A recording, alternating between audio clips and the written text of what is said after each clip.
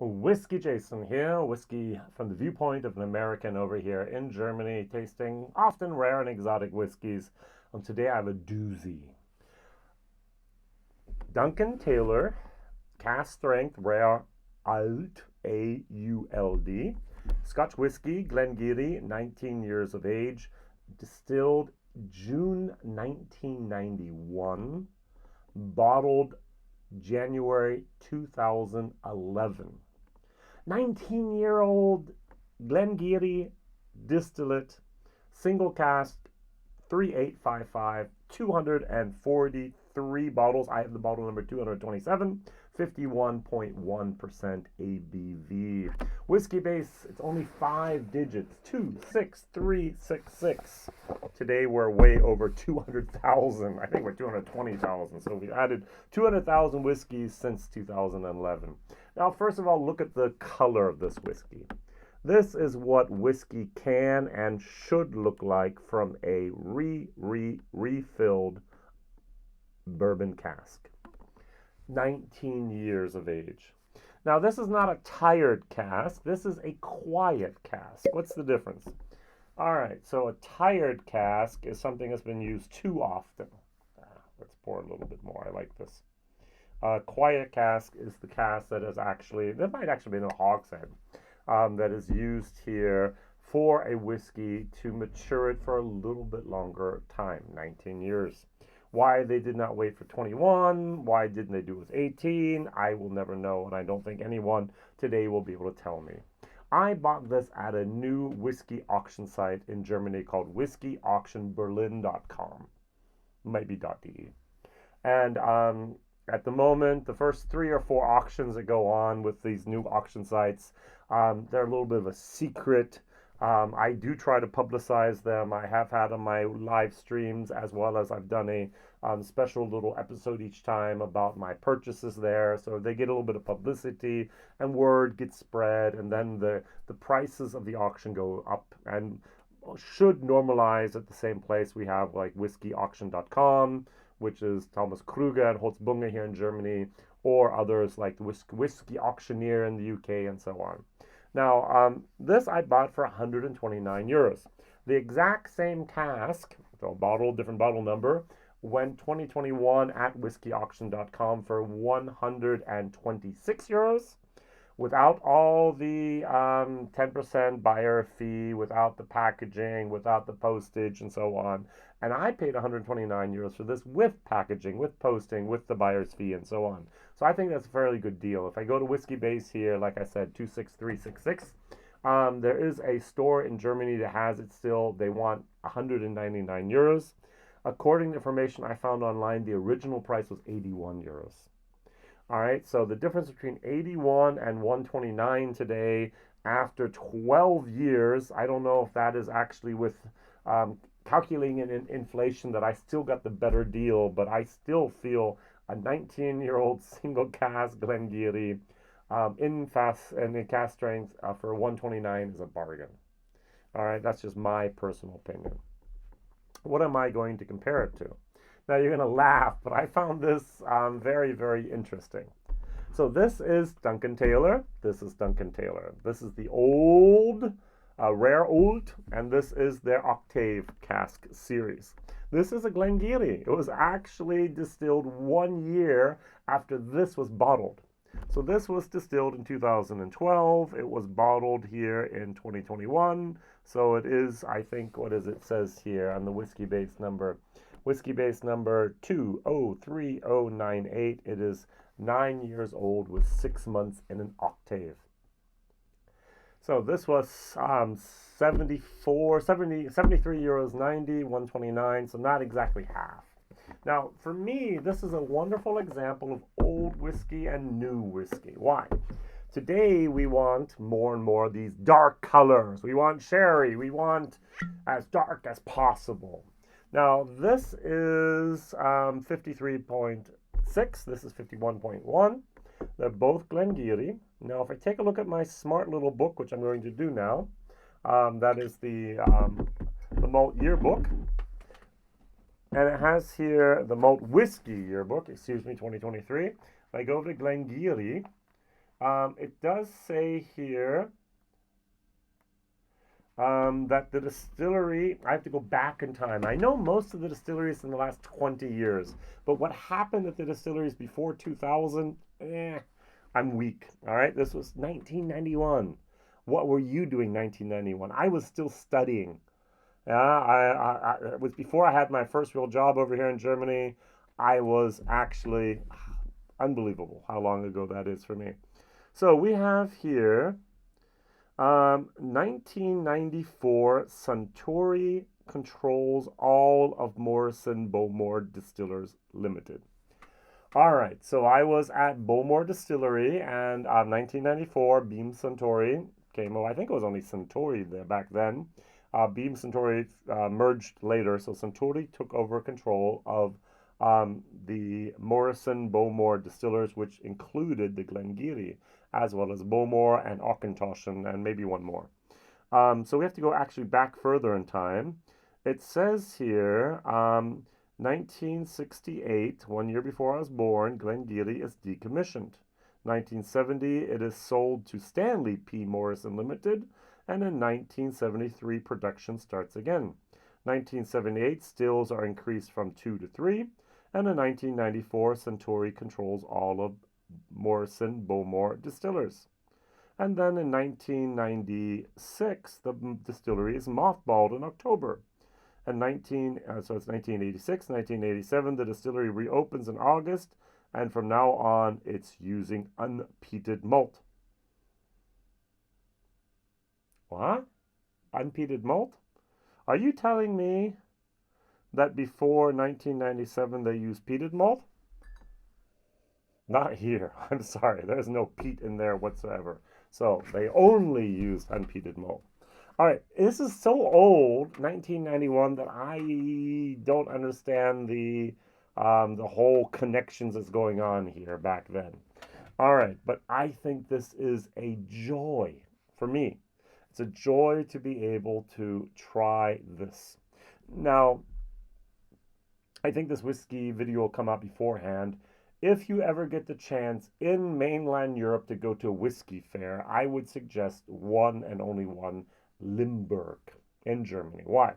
Because there are more people that are exhibitors with old whiskey bottles than any place I've ever seen. And I've been to 20, 25 different whiskey fairs in the world. All right, so if you want to try some old stuff, dram by dram, you have some money in your pocket, and you're able to, these are bottles you probably will never find again, but if you're willing to pay some money, you'll go to a booth, maybe from someone from Italy, maybe someone from Germany, maybe someone from someplace else, Poland or wherever else in the world, and they're pulling out these old bottles like this and pouring, and they're just, I mean, this is, oh, by the way, spoiler alert, B plus plus A minus minus. This is how good this is. This just I just sit back and I enjoy. This on the other hand I really liked. This is new whiskey. It's different. On the nose I get more of that sherry, I get a little bit of molasses, I get a little bit more of the oak moment going on in here. Now on the nose, this has a tiny little bit more of a pepper and molasses and wood and I'm going to say the molasses again going on here, and here, I get barley sugars. I get a little bit of a like almost like a pineapple, a little bit of a star fruit, a lot of yellow plum, just a touch of oak. Very, very nice. 51.1, 53.6. New school versus old school. All right, let's try them. Cheers.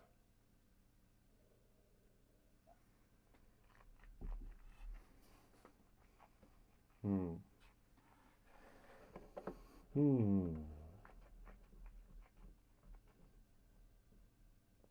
What is really interesting is the fact that at the very beginning I was like, oh wait, that could almost be like a 12-year-old. But then, oh no, it's older. Oh, there's even more. And the finish, it just lasts and lasts. And even it's just, ah, This is what, in my opinion, single malt Scotch whiskey should be like. These are the yearnings of the yesteryear in my heart for what I remember trying at the beginning of my whiskey journey some 7 years ago. Measly 7 years ago. And going, wow. But this is really, really, really nice.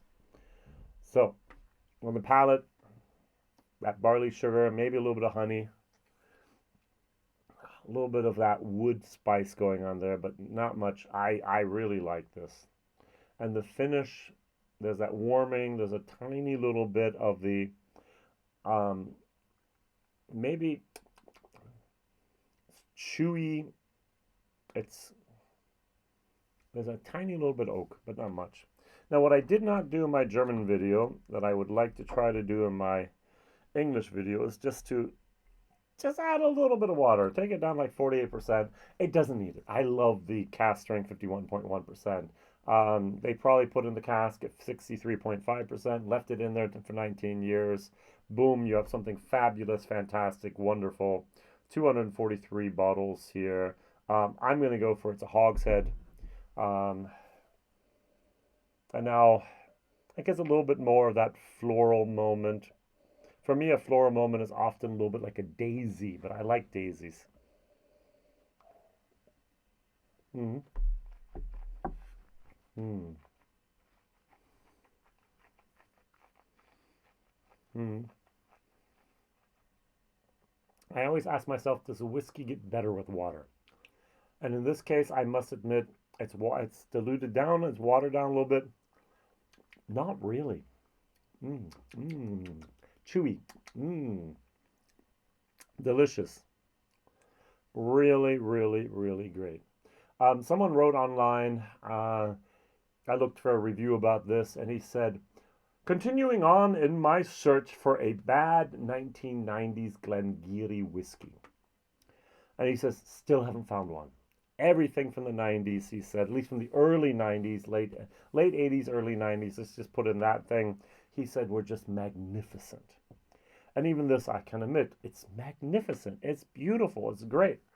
Now, very briefly going over to the whiskey of today. Now, this is a 9-year-old. This has a 6-month finish and an octave. We have the color that the people want today. We have the flavor profile that people want today, sherry. And just as a comparison,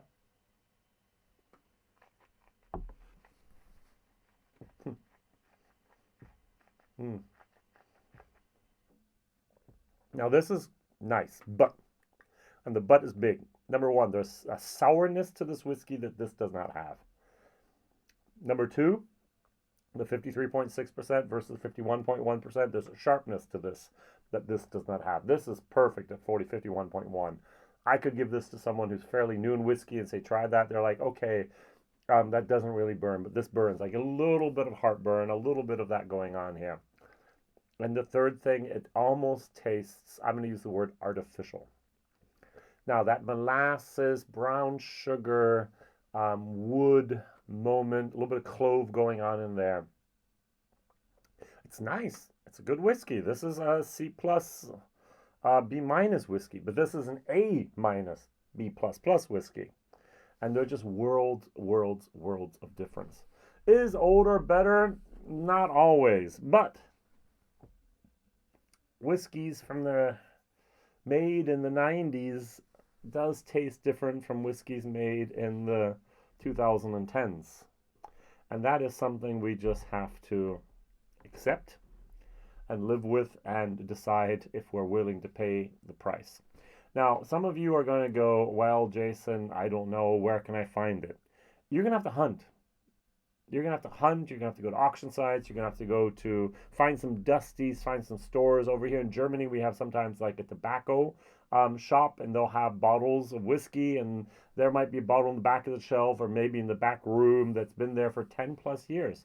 Ask, hey, do you have any old dusties here? Do you have anything that no one has actually looked at for a long time? And they'll say, yeah, up on the top shelf in the corner, take a look. You pull it out. blow off some dust, and then go, oh, okay, wait a second. And what I do, okay, I say thank you very much, and then I'll go outside. I'll pull out my phone, take a look at Whiskybase or take a look at something else, take a look at the prices, take a look at the auction site, see if I can find anything that's exactly the same or similar. And then if it's a decent price, I'll go back and say, here, I want the bottle, here's my money, and thank you very much. If I go look and I go, oh, okay, I can get it 40 euros cheaper, at least on auction sites on average than this, and I'll just try to bid on auction site. But this is something I can really recommend, going and finding at least one bottle of whiskeys from way back when. Now, I'm not going to find any whiskey anymore that's affordable for my year of birth, 1969. 50 plus, no. But of my son's year, he was born 1 year later, 1992, or that in that range, we can still find some very nice things out there that are not outrageously priced. All right, thank you very much for watching, liking, subscribing, and telling others about this crazy guy over here in Germany tasting whiskeys you'll never see. There was 243 of these bottles back in 2011, and in 2021 we had here 85 bottles. Octave cask. What can I say? Rare and exotic. See you soon. Bye-bye.